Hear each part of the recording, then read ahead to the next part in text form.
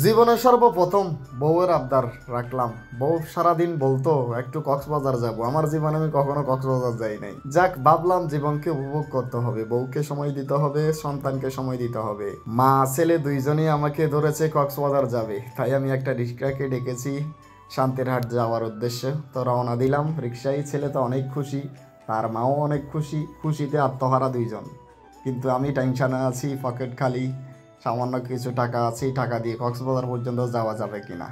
বাবরে, আমার ছেলের যে হাসি, কক্সবাজার যাবে এই হাসি মনে করেন 5,000 কোটি টাকা দিয়ে পাওয়া যাবে না। তো অবশেষে শান্তিরহাট চলে আসলাম। শান্তিরহাট আসার উদ্দেশ্য হলো এখান থেকে শহরের গাড়িতে উঠতে হবে, শহরের গাড়িতে উঠে নতুন ব্রিজ যেতে হবে, নতুন ব্রিজ থেকে কক্সবাজারের গাড়িতে উঠতে হবে।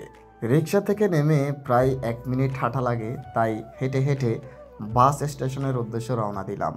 এটা হলো শান্তিরহাটের লোকাল বাস স্টেশন। শান্তিরহাটে আসার কারণ হলো শান্তিরহাটে আমরা সহজে শহরের গাড়িগুলো পাই, আর এখান থেকেই গাড়িতে উঠতে হবে, তাই শান্তিরহাট আসতে আমরা বাধ্য হলাম। এখন চলে আসলাম গাড়ির সামনাসামনি।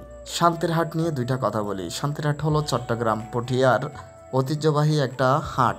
এখানে দুইটি হাট বসে, বৃহস্পতিবার এবং রবিবার।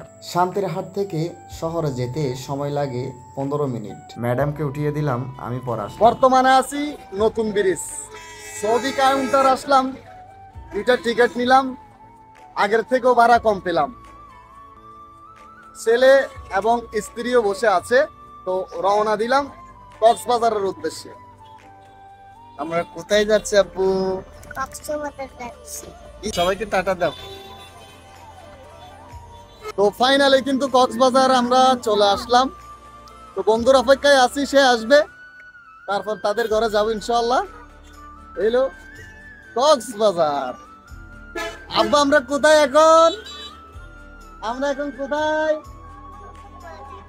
কক্সবাজার। সকাল 10টা বাজে বের হয়েছি, তাই অনেক খিদা লেগেছে। আমি জানি আমার ম্যাডামরও অনেক খিদা লেগেছে, তাই ভাবছি একটা হোটেলে ঢুকে কিছু খাবো। চোখের সামনে নূরজাহান হোটেলটি চোখে লেগেছে, তাই সেটাতে ঢুকে পড়লাম। ঢুকেই বিফ বিরিয়ানি অর্ডার করলাম, কিন্তু এরকম বিফ বিরিয়ানি আমার জীবন আমি কখনো খাই নাই, যেটার কোনো রুচি নাই, ফয়েদ নাই, কিছু নাই। যাক, কিছু করার নাই, এটা তো কক্সবাজার, এটা তো আর নিজের এলাকা না, তাই খেয়ে নিলাম।